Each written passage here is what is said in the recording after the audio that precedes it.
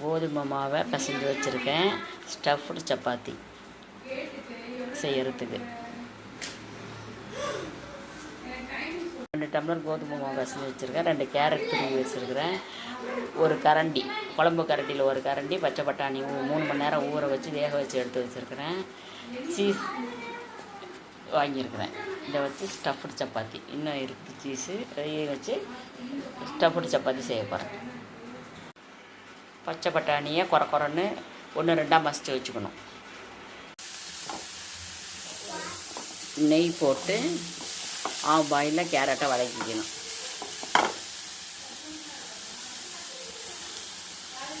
கொஞ்சம் நெய் போட்டால் போதும். ஆஃப் பாயில் லைட்டாக ஒரு 2 மினிட்ஸ் இப்படி வதக்கிட்டு அதில் கரம் மசாலா, சால்ட்டு, உப்பு ஒரு பிஞ்சு இப்படி போட்டு 1/4 ஸ்பூன் கரம் மசாலா போட்டு அவ்வளோதான் கிளறிடணும். கொஞ்சோண்டு சால்ட்டு, கரம் மசாலா கொஞ்சோண்டு, அதேமாதிரி 1/4 ஸ்பூன் காரம் வேணுன்னா கொஞ்சம் ஒரு 1/4 ஸ்பூன் மிளகாத்தூளும் போட்டுக்கலாம்.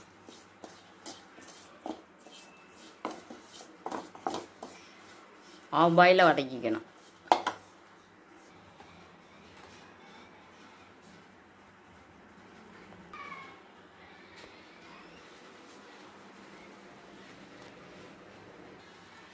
இதில் சால்ட்டு காரம் எல்லாம் கரெக்டாக இருக்கான்னு டேஸ்ட் பண்ணி பார்த்துக்கலாம்.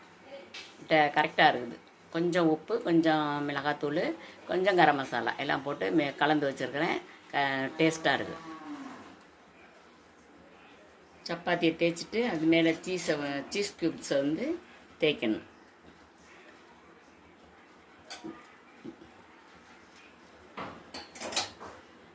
சீஸ் துருவி விட்ருக்குறேன். இதை அப்படி ஃபோல்டு பண்ணணும்.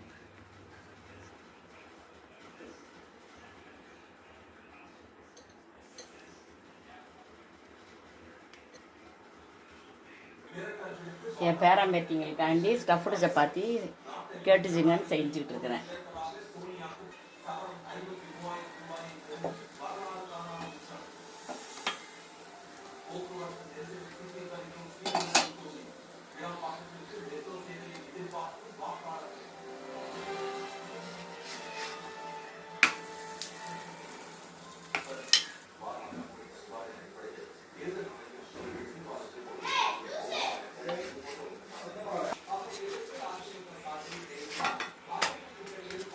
பட்டாணி, கேரட்டு, இப்போ சீஸ் துருவி போட போகிறேன்.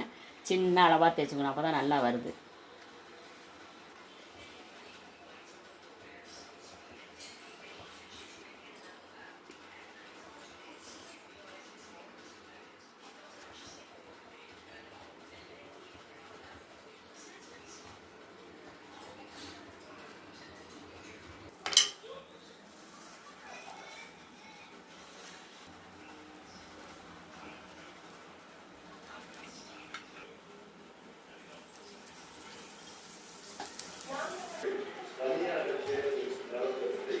ஸ்டஃப்டு சப்பாத்தி பேரம்பேத்திக்காண்டி செஞ்சதுக்கு ரொம்ப நல்லா வந்திருக்கு. படலாக நல்லா வந்திருக்கு. உள்ள எல்லா இன்க்ரீடியன்ஸும் உள்ளே இருக்குது. சீஸ் எல்லாம்